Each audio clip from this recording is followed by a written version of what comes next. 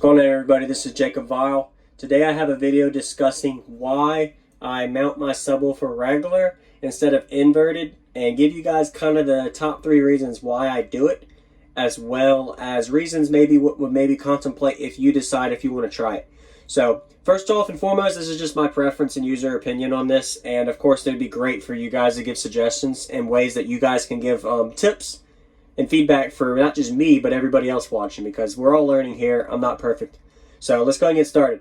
So top 3 things. First thing is, I feel like this is a big topic that a lot of people might not understand, but it's going to be easiest for me to just explain it.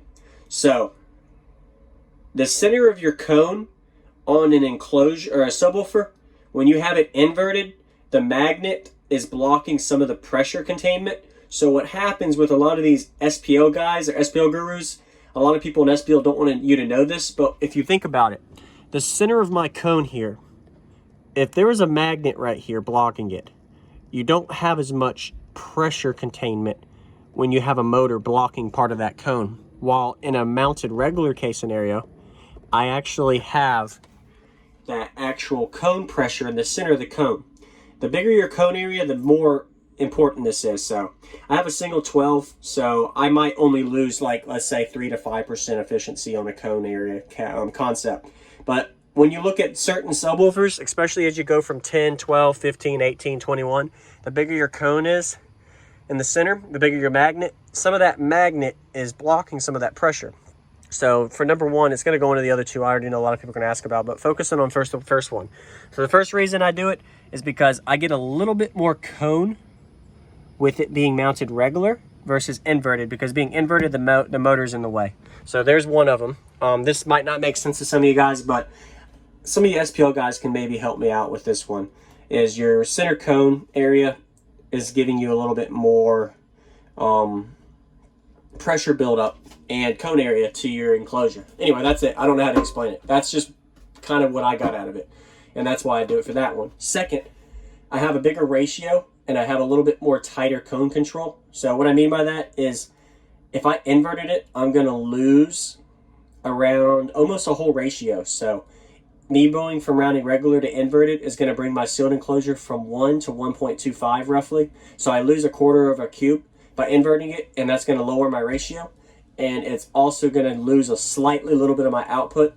And my ported enclosure being so big, it might help my bandwidth, and it might also help me with the way the musical response is, because it allows my bandwidth to cut off a little bit better slope. But what happens then is I'm actually not as high of a ratio as I would be. Of course, you could build around that and design and build your enclosure to your sealed section you want with it inverted, but I personally like to get the most out of it and just go with most ported section that I can, and then most efficient sealed section that I can to have a decent size ratio. So that's number 2. So hope that answered some of your questions. Maybe it did, maybe it didn't. But that kind of was answering 2 of the 3.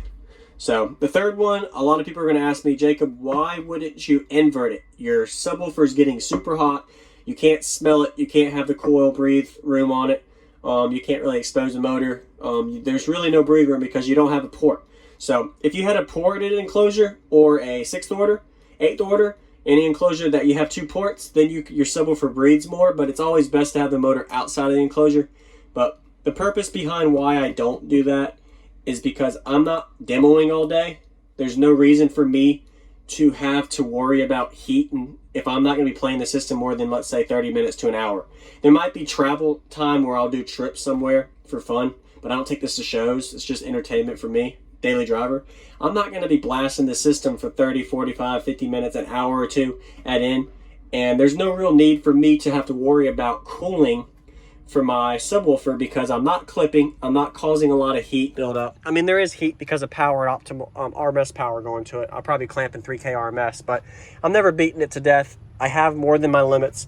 I'm running more power than required, so I can always turn my bass knob down slightly. I don't have to turn all of my knob all the way to the right.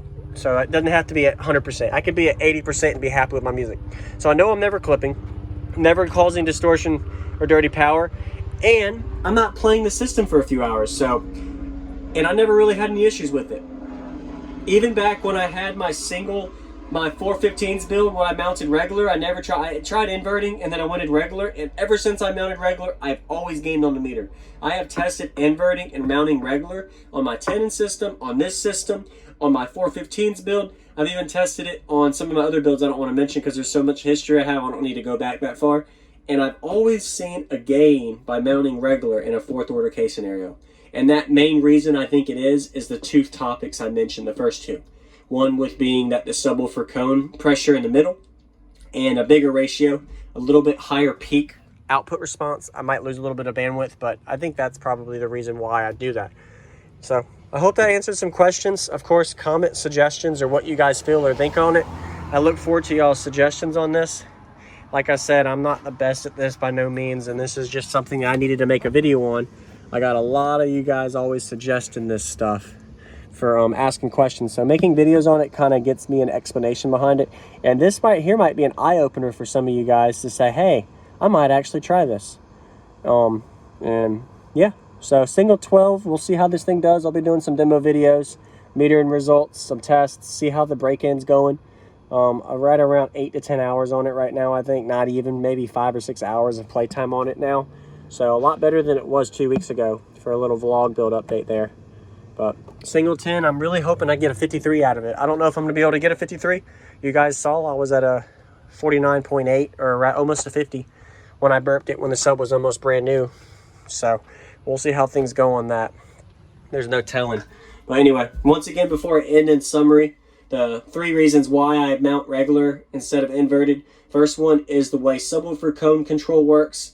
I feel like I get a little bit more cone pressure without the magnet being in the way, inverted, to where I have my center cone being able to give me a little bit more output and the motor's not in the way. So first one, I don't know how to explain it. That's just it. Second one is I personally like a bigger ratio, and I like a little bit smaller in sealed enclosure for better cone control, especially with higher power rating. So I like to have the biggest ratio I can, the most output I can, and it's easy for me to tune and tweak my enclosure to the sealed side that I need by doing that, by mounting regular, plus also if I need to add wood to it, additional to the actual sealed enclosure with it mounted regular. I could invert and do that, but that goes to my third topic. I'm not demoing for hours. I'm not playing it hard clipping. Heat build up a little bit, but nothing major. Of course, you're going to get a little hot because you're putting a lot of power to it, but it's a daily driver, and I don't even drive it every day. It could be a daily driver, so it's just entertainment purposes. But that's my 3 things. Hope I taught y'all something. If not, of course, thanks for watching either way. I'll see you on the next one. This is Jacob Bowell out.